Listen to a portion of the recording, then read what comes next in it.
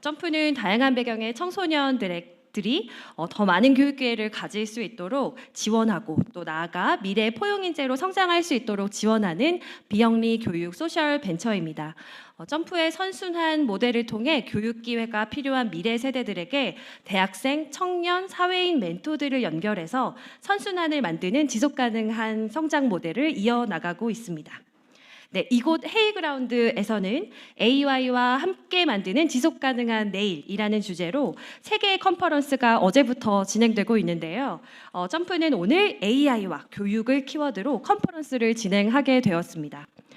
오늘 참여해주신 AI 시대 모두를 위한 교육 컨퍼런스는 AI 기술의 교육의 영역에 어떤 영향을 주게 될지 기술과 사회 변화, 네, 그리고 그에 따른 교육의 방향성에 대해서 다루고자 합니다. AI가 과연 진정한 게임 체인저가 될 수 있을까요? 약 20년 전 등장한 스마트폰이 삶을 크게 바뀌었던 것처럼 AI는 우리 삶과 사회 곳곳에 더 큰 변화를 가져올 것으로 예상이 되는데요. 특히 챗 GPT와 같은 생성형 AI가 등장하면서 우리 사회는 본격적인 인공지능 시대에 접어들고 있는 것 같습니다. 교육도 이에 맞춰서 새로운 패러다임으로 전환해야 된다는 목소리가 커지고 있는데요. 이번 컨퍼런스를 통해서 특별히 교육의 영역에서 AI가 불러오는 변화의 흐름을 함께 살펴보고 이를 둘러싼 다양한 시선들을 나눠보는 시간을 마련했습니다. 인공지능의 시대는 어떻게 보면 빨라져가는 시계.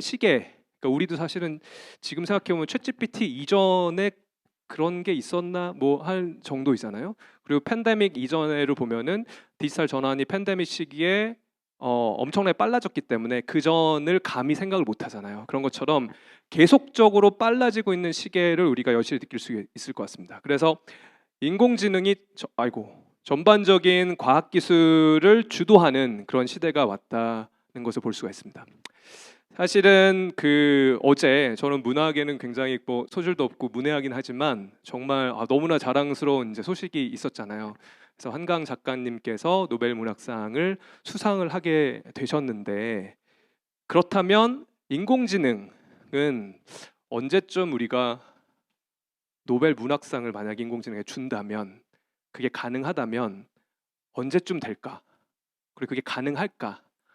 또 그게 맞는 것일까? 이렇게 좀 생각해 볼 수 있는 계기가 되고 있는 것 같습니다. 근데 이제 그 인공지능이 과학기술을 주도하는 시대가 왔는데, 그렇다면 이러한 과학기술의 혁명적인 변화 이런 것들은 항상 있어 왔거든요. 뭐 우리가 이제 중세 시대에 아주 사변적이고 그리고 종교적이고 신념적인 그런 가치관을 어떻게 보면 근대의 여러 가지 과학기술적인 혁명을 통해서 우리가 굉장히 실증적이고 합리적인 그런 세계관을 갖게끔 이제 만들었습니다. 그래서 예전부터 계속 적어도 르네상스 시기인 16세기, 17세기 이후부터는 계속적인 비약적인 과학기술의 변화가 있었거든요. 그런데 그렇다면 과연 인공지능은 과연 뭐가 다르길래 오늘 우리가 이 자리에 모이고 또 이제 사회 전반적으로 교육의 어떤 그런 그 분야에까지 그 파급 효과를 생각을 하게 되는지 우리가 한번 좀 생각을 해봐야 될 것 같은데요. 뭐 조금 그 개념을 말씀드려서 죄송하긴 하지만 그 이유는 인공지능의 일반 목적 기술이기 때문에 그렇습니다. 기술 혁신을 하는 그 공부를 하는 사람들은 이제 많이 아는 건데, 요게 재밌게도 일반 General Purpose Technology라서 그 약자가 GPT입니다. 그러니까 최 GPT는 아니고요. 그래서 일반 목적 기술이기 때문에 인공지능의 파급 효과가 큽니다. 일반 목적 기술이 뭐냐면 증기 엔진, 전기, 컴퓨터, 반도체, 인터넷 같이 사회 전반적인 파급 효과를 내는 기술을 말하거든요. 그러니까 우리가 이전에 인공지능 이전에도 빅데이터도 있고 IoT도 있고 여러 가지 기술들이 있지만, 인공지능 자체는 다양한 교육적이고 산업적이고 또 심지어 안보적인 이슈 그리고 사회적으로도 적용이 되기 때문에 굉장히 큰 파급 효과를 내기 때문에 우리가 여기에 주목을 하는 것이 되겠고요. 두 번째는 기술이라고 하는 게 그냥 중립적으로 어떤 사회에 이식이 되고 적용이 되는 게 아니라 끊임없이 그 사회와 관계물 맺음을 하면서 사용이 됩니다. 우리가 스마트폰만 보다 하더라도 소위 이제 그것도 이제 생성형 스마트폰이라고 얘기를 하거든요. 제너러티비티가 있는 스마트폰인데 그 안에 있는 앱들은 이용자에 따라서 다 천차만별이잖아요. 그렇기 때문에 개인화할 수 있고 개인의 유저들이 더 큰 시장에 역할을 할 수 있고, 예를 들자면 소위 거대 과학, 빅 사이언스 같은 뭐 원자력 분야나 아니면 뭐 맨하튼 프로젝트도 있을 수 있겠고요. 우주를 가는 프로젝트나 이런 것들은 국가만이 할 수 있는데 한 개인이 굉장히 다양한 파급 효과를 낼 수 있다는 점에서 우리가 주목을 해야 됩니다. 그래서 개인화 그리고 또 어떤 창의성을 창발할 수 있는 그런 굉장히 강력한 툴로서 우리가 이해를 할 수가 있을 것 같습니다. 그래서 왜 혁신적인 기술이 기술적으로 수월성이 높은데도 불구하고 교육적인 효과가 떨어질까 하는 생각을 좀 갖게 됐습니다. 그래서 이제 그런 질문들을 갖고 있다가 제가 이제 그 석사 공부를 하러 갔는데 저희 이제 작고하신 저희 교수님이 주마 칼레스테스 교수님이라고 하신 분인데 그분이 같이 참여하신 MIT 프로젝트인 그 MIT의 니콜라스 네그로폰테 교수가 만든 원 랩탑 퍼 차일드라고 하는 프로젝트에 참여하게 됐어요. 이게 뭐냐면 개발도상국에 있는 아이들에게 교육의 기회를 좀 더 확대시키고 정보에 대한 격차를 줄이기 위해서 원 랩탑, 그러니까 사실은 이제 그러니까 두 개를 구매하게 되면은 이제 두 개의 값을 내게 되면은 이제 거기에 이제 줘서 이제 그 학생들이 그 리눅스 기반이거든요. 그리고 이제 이게 자체적으로 이제 그 이렇게 돌리면 충전도 할 수 있고 해서 이 컴퓨터에 대한 보급 프로젝트를 하게 됐어요. 근데 그때 당시에 굉장히 혁신적인 프로그램이라고 이제 인정을 받았습니다. 그러니까 책이 없는 곳에 우리 아까 우리 정부의 이제 여러 가지 디지털 교과서에 대한 정책도 얘기가 나왔지만 그런 정보 접근성이 떨어지고 기술 접근성이 떨어지는 곳에 오히려 캐치업을 해서 좀 더 많은 교육의 기회를 아이들한테 주면 어떨까라고 하는 굉장히 혁신적인 아이디어죠. 근데 이 프로젝트들이 많이 실패를 했습니다. 그 실패를 한 이유를 좀 살펴보면 굉장히 이제 여러 나라에 이제 이 프로젝트가 이제 시작이 되었고요. 뭐 기본적으로 이상하고 현실이 이제 격차가 있었고, 그리고 굉장히 수요 중심적이었어요. 기술을 투여하면 그 다음에 자본을 투여하면 뭔가 교육적인 혁신이 일어날 것이라고 하는 믿음에만 기반한 그런 기술 결정론적인 사고가 많이 있었고요. 그리고 결국엔 교육은 기술의 문제가 아니라 사람의 문제라고 하는 것을 좀 간과했습니다. 그래서 이런 그 혁신적인 아이디어가 왜 실패를 할까에 대해서부터 우리는 앞으로 우리가 지금 직면하고 있는 인공지능과 교육과의 관계에 대해서도 생각을 해볼 수 있을 것 같다는 생각이 들었습니다. 그래서 결국에 마지막으로 말씀드렸던 교육적인 관점에서 본다면 인공지능이 과연 비판적인 사고를 길러줄 수 있을까? 저는 사실은 조금 의문이 드는 것도 있어요. 챗GPT도 개인화되기 때문에 이제 사용자가 어떻게 이걸 활용하고 어떤 데이터를 학습하는지에 따라 다 다르게 되기 때문에 결국에는 뒤에 이제 나올 얘기지만 인간과 기기가 협업하는 능력을 길러야 된다라고 저는 개인적으로 생각하고 있습니다. 그리고 대학생 정도만 돼도 괜찮은데 잘하는 학생들, 초등학교 학생들, 뭐 중학생들 같은 경우에 과제가 주어졌는데 챗GPT에 그냥 내면 10초 만에 다 나오는데 애들이 하겠어요? 그래서 그런 것들에 대한 가이드라인을 우리가 어떻게 생각해야 될까 하는 고민들이 굉장히 많이 생기고 있고요. 그 다음에 이제 교육의 자율성을 높일 수 있을까에 대한 문제인데 기본적으로 인공지능은 그 교육의 개별화 그리고 또 맞춤형 교육의 가능성을 주기 때문에 어마어마한 포텐셜을 갖고 있다고 생각합니다. 결국에 가장 중요한 포인트는 아까 말씀드렸다시피 인간과 기계의 협업의 시대, 인공지능의 시대라고 오늘 말씀해 주셨는데 저는 개인적으로는 인간과 기계의 협업의 시대인 것 같습니다. 제가 두 달 전 정도부터 이제 맨 처음에 이제 그 요청을 받았을 때 고민을 많이 했는데 뎁스로 한번 생각을 해봤습니다. 인공지능 시대에 더 깊이 있는 교육이 되려면 어떻게 해야 될까? 첫 번째는 인공지능의 민주화, 너무 거창할 수도 있을 것 같긴 해요. 민주화인데요. 이거는 아까도 말씀드렸다시피 뭐 한국 같은 경우에는 그런 접근의 문제가 좀 적긴 하죠. 하지만 우리가 팬데믹 때 보면은 낙도에 계신 분들이라든지 특히 고령화 사회에서 그 노인분들의 접근성이 굉장히 떨어지잖아요.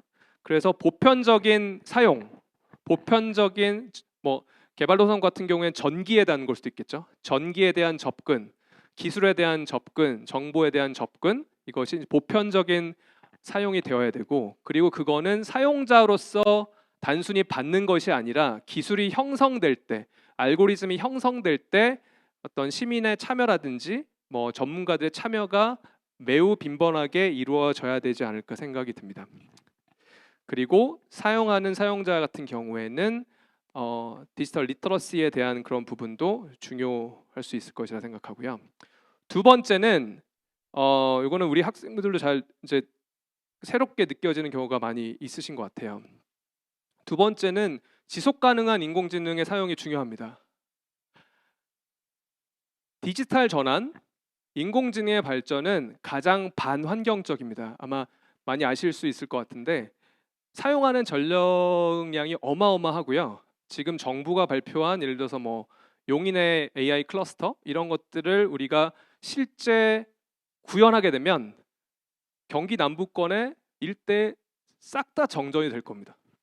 그래서 인공지능의 발전 그리고 데이터 센터가 어마어마하게 지어지고 있는데 그런 것은 특히 CO2 기후 위기의 핵심이 되는 여러 가지 위기들을 이제 만들어내고요. 그래서 디지털 전환이 사실은 직관적으로는 우리가 종이 안 쓰고 그러니까 나무 안 벨 것 같고 매일 사용하고 하지만 사실은 어떻게 보면 가장 반기후적인 그런 발전이기도 해요.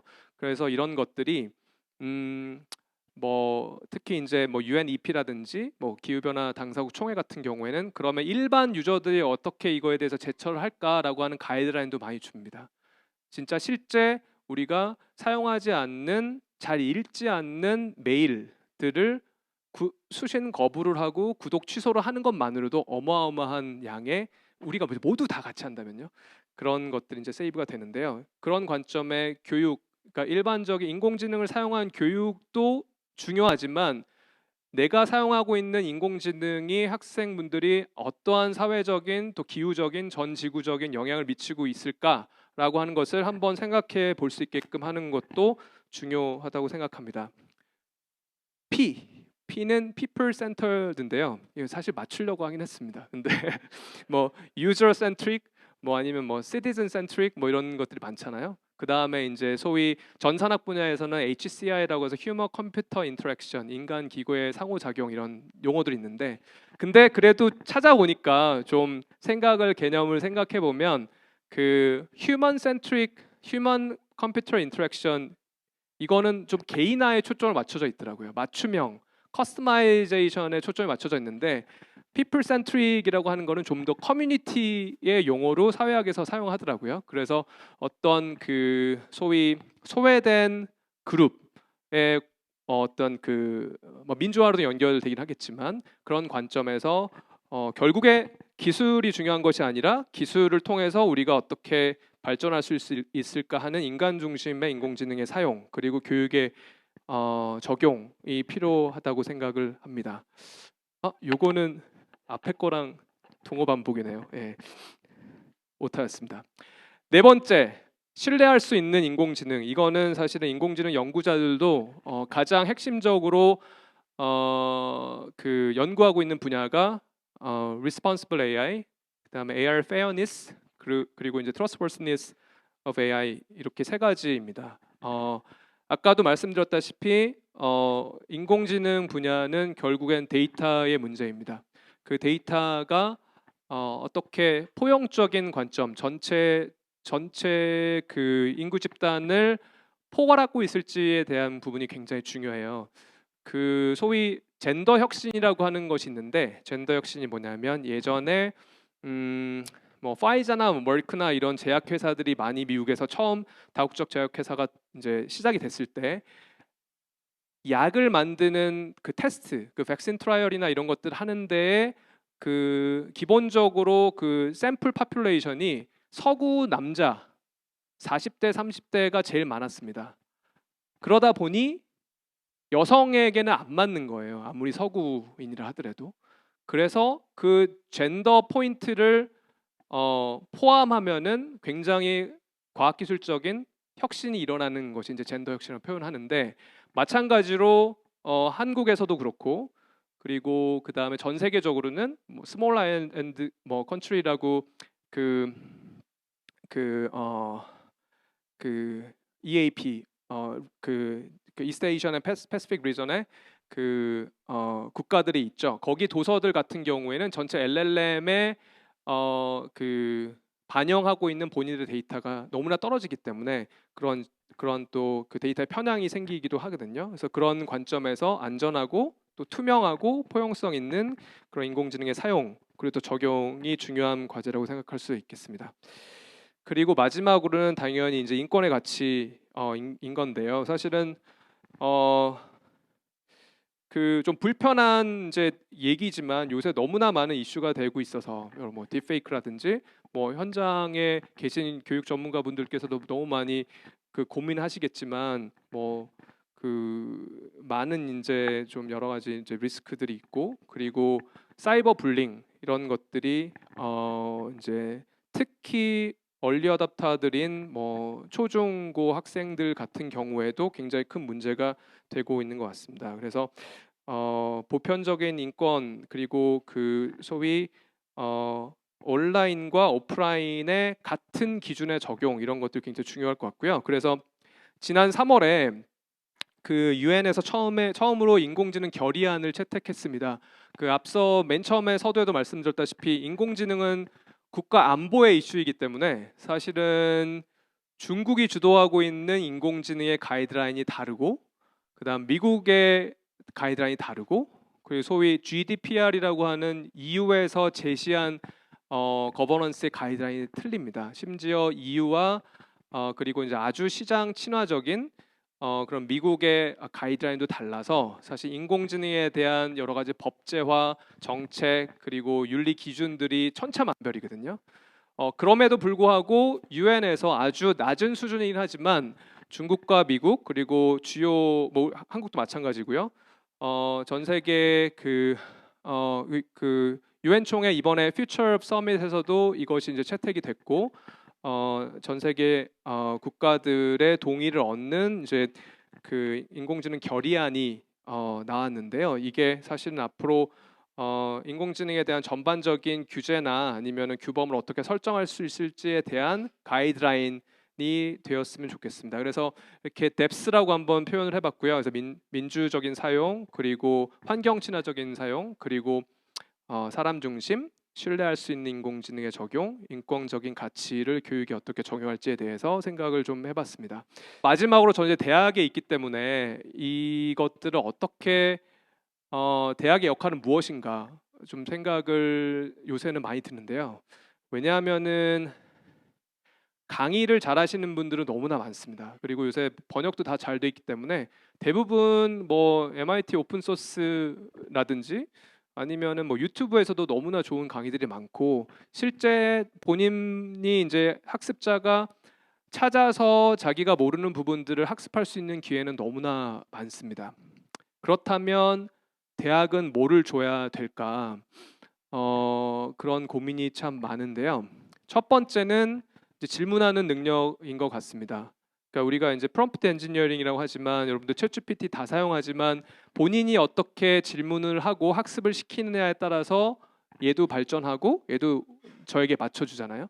그래서 그런 질문을 할 수 있는 능력을 배양하는 게 중요한 것 같고 지금까지는 우리가 뭐 저도 옛날 세대이긴 하지만 막 외워갖고는 시험 보고 답할 수 있는 능력을 많이 교육에서 강조했던 것 같거든요. 그래서 지금 이제부터는 질문하는 능력이 더 중요한 그런 교육의 가치가 아닐까 생각이 들었습니다.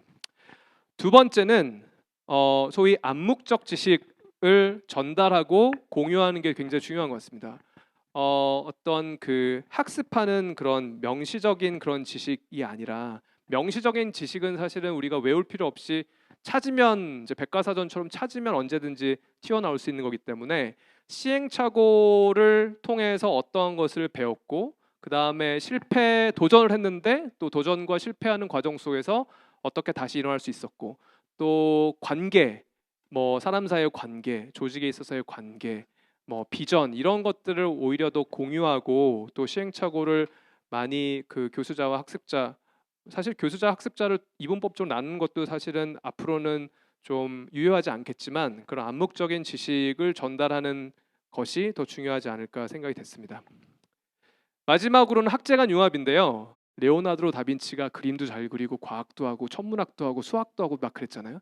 그런데 지금은 물리, 화학, 수학, 지구과학 다 나눈 다음에 화학도 뭐 유기화학, 물리학, 생화학 이런 식으로 분석학 계속 나누잖아요. 그렇기 때문에 사실 학제간 융합이 굉장히 어렵습니다. 그리고 특히 연구하는 관점에서는 저뿐만 아니라 저희 대학원 학생분들 같은 경우에도 페이퍼를 연구를 내야 되는데 이 세상에 뭐 저널 오브 학제간 융합 이런 건 없습니다. 그러니까 뭐 저희가 융합적인 연구를 하더라도 전산학에 내든 정책학에 내든 아니면은 뭐 생물학에 내든 이렇게 기존에 있었던 틀에 내야 되거든요. 그래서 그런 것들이 상당히 좀 어려운 좀 한계가 있습니다. 결국 기술이 굉장히 빠르게 발전되고 있지만 교육이든 아니면 사회 발전은 결국은 사람의 몫이기 때문에 반드시 수월성 있는 그런 기술이 항상 가장 큰 효과를 내는 것이 아니라는 것을 저는 좀 강조를 하고 싶고요. 그럼에도 불구하고 여러 가지 인공지능이 많은 기회를 창출하고 있기 때문에 그런 부분들이 참여적인 형태로 정책에 결정이 되면서 더 정말 모두를 위한 그 인공지능 시대의 교육이 될 수 있으면 좋겠다는 바람에서 오늘 부족하지만 말씀을 드렸습니다. 감사합니다. 안녕하세요. 저는 점프재단에서 진행하고 있는 H점프스쿨의 교육봉사단으로 활동하고 있는 대학생 박서영이라고 합니다. 네, 저희는 세 가지 주제 모두 나누어 보았는데 첫 번째 주제로 나눈 것에 대해 말씀드리려고 합니다. 첫 번째 주제에 대해서만 얘기하시는 거죠? 네. 네, 다행이네요. 세 가지 다 한다고 하면 제가 네. 적절하게 첫 하겠습니다. 번째가 저희 교육의 목적이었습니다. 거기에서 저 같은 경우에는 행복을 누릴 수 있게 하는 것이 교육의 목적이다라고 생각합니다. 저희가 인간으로서 행복을 영위할 권리가 있고 그리고 추구할 권리가 있다고 생각합니다. 그래서 우리가 교육을 통해서 글을 읽고 그리고 글을 읽으면서 지식을 얻고 하는 것들이 다 행복의 일환이라고 생각합니다. 그래서 행복을 누릴 수 있게 하는 것이 교육의 목적이다라고 했습니다. 그다음에 다른 분들의 의견은 이전의 잘못을 반성하고 더욱더 나은 삶을 살 수 있게 노력하는 것, 그리고 나의 삶을 주도적으로 살아가게 하기 위한 것이라고 하는 것이 이제 공통적으로 나온 의견입니다. 안녕하세요. 저도 아까 대학생 서영 선생님께 얘기했던 것처럼 H점프스쿨 10기 출신 천성우입니다. 우선은 저희는 AI는 미래 사회에 꼭 필요한 기술인가에 대한 주제를 선택해서 이야기를 나눠봤습니다. 우선 다양한 의견이 오갔는데 핵심적인 의견은요. 중요한 것은 속도보다 본질, 양질에 집중해야 된다. 그러니까 결국에는 반드시 도입되는 기술이지만 현재 지금 좀 경향을 보자 너무 빠르게 도입되고 있지 않나. 그래서 좀 정책과 현실 간의 격차가 벌어지지 않고 있나라는 의견이 있어서 여기서는 반드시 필요한 기술이지만 단계별로 좀 도입해야 된다는 의견이 나왔고요. 먼저 본격적으로 그 이야기를 하려고 하는데요. 그래서 첫 번째 질문은 AI의 도입이 교육 현장에 긍정적인 역할을 가져올까 하는 것에 대한 물음부터 시작을 해보고자 합니다. 앞서 그 여러분들께서도 토론하셨겠지만 인공지능의 여러 가지 분석 툴들이 교육 자원을 관리하고 또 학습을 또 분석하고 맞춤형 시스템을 개발하는 데 굉장히 효과적으로 도입될 여러 가지 가능성들을 보이고 있습니다. 특히 교육 현장에 있어서의 굉장히 노동 집약적이고 반복적인 그런 업무들 많잖아요. 그런 것들을 좀 도와주고 또 학습자의 학습 패턴을 분석해서 피드백을 주는데 굉장히 유용할 것이라고 생각을 합니다. 그렇지만 이제 기술 의존도가 높아지면 교육자의 역할이 축소될 수도 있을 것이라고 생각을 하는데요. 이제 내년부터 의무적으로 3, 4학년부터 이제 AI 디지털 교과서를 도입한다고 해서 학교 현장에서는 사실 좀 안 좋은 생각들을 많이 하고 있습니다.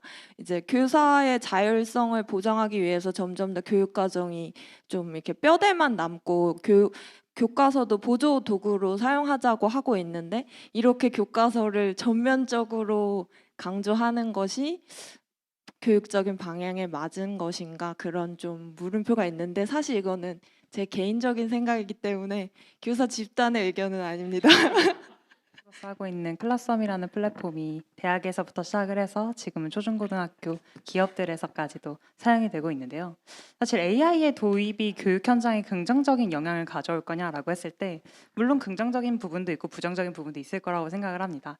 근데 다만 이 AI를 바라보는 관점이 저는 사람이 활용하는 도구라고 생각을 해요. 근데 그런 관점에서 보면 우리가 원하는 결과를 얻기 위해 그 사이사이에 허들이 있는 거 아닐까라는 생각을 합니다.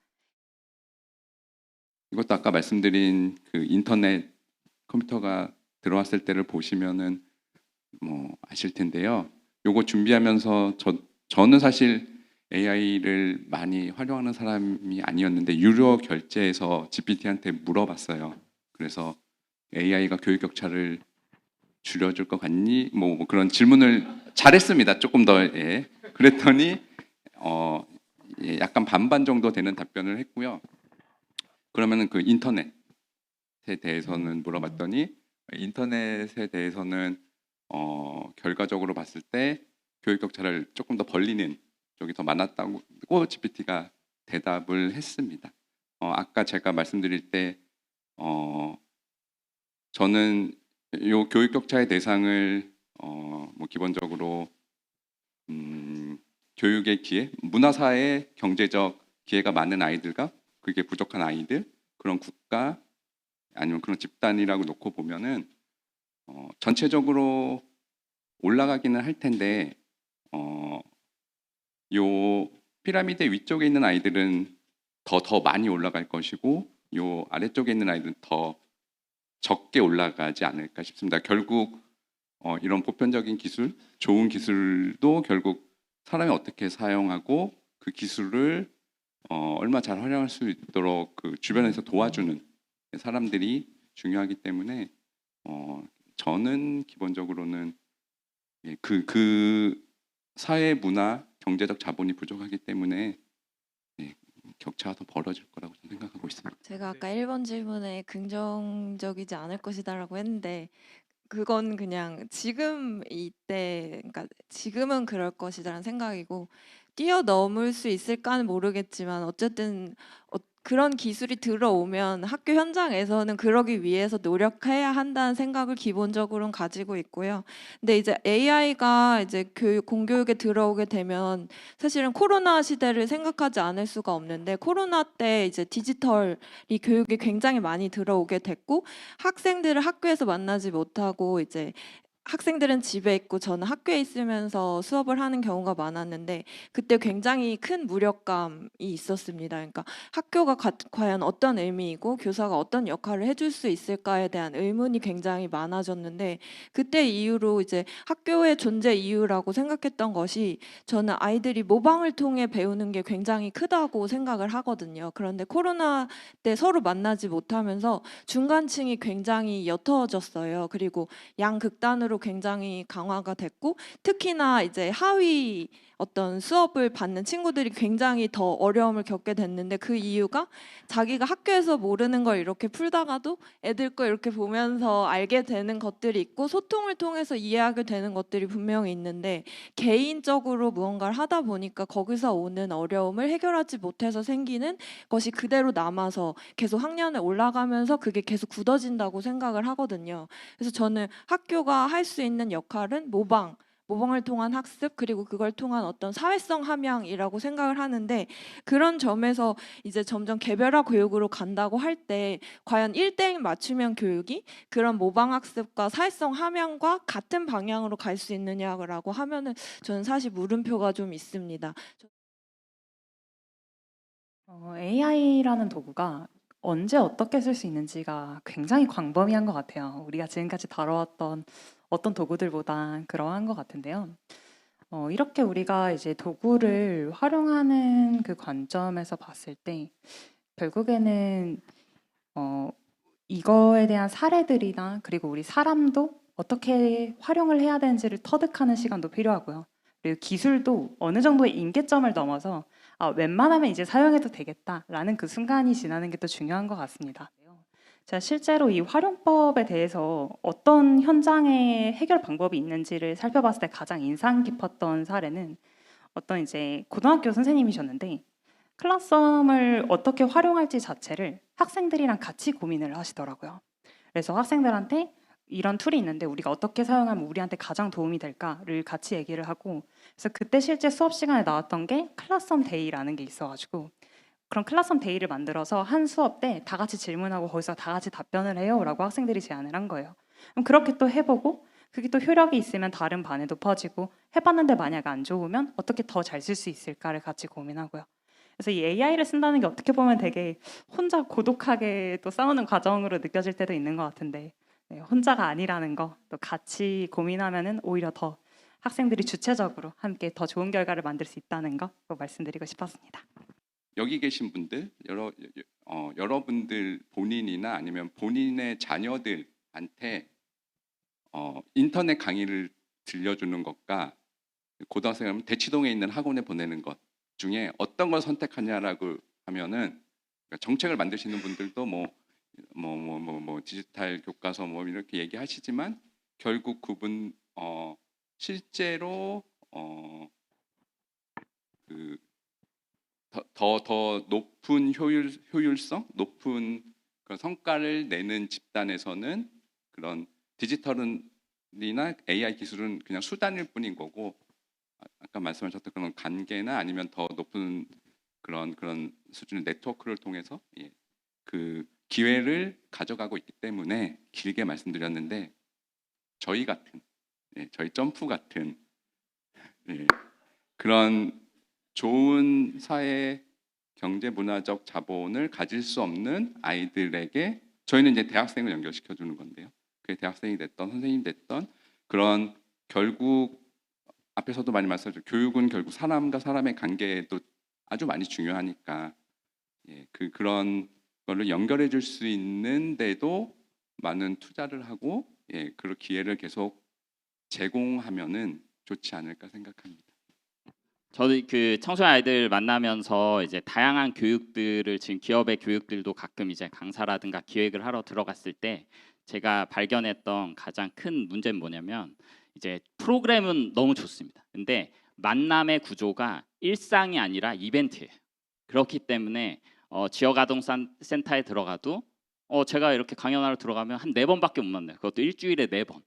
그러니까 일주일에 한 번씩 해서 4번밖에 못 만나요. 근데 이 친구들의 일상은 그게 아닌 거죠. 결국 아이들이 성장하고 변화되는 것은 이 일상으로 만나는 구조를 풀어내야 된다고 생각하거든요. 그래서 충분히 좋은 프로그램들은 존재하고 이 만남의 구조를 일상으로 변화시키는데 좀 많은 고민을 해주셨으면 좋겠고 지금 말씀을 들었을 때 제가 생각하는 건 사실 그 일상을 풀어내는 게 교육자들이거든요. 그러면 교육자들을 대상으로 정말로 되게 팬시한 약간 이 좋은 그 AI 교육 프로그램들을 이렇게 전파해 드리면 일상으로 만나는 교육자들이 사실 그걸 풀어내지 않을까? 약간 이런 생각이 들었습니다.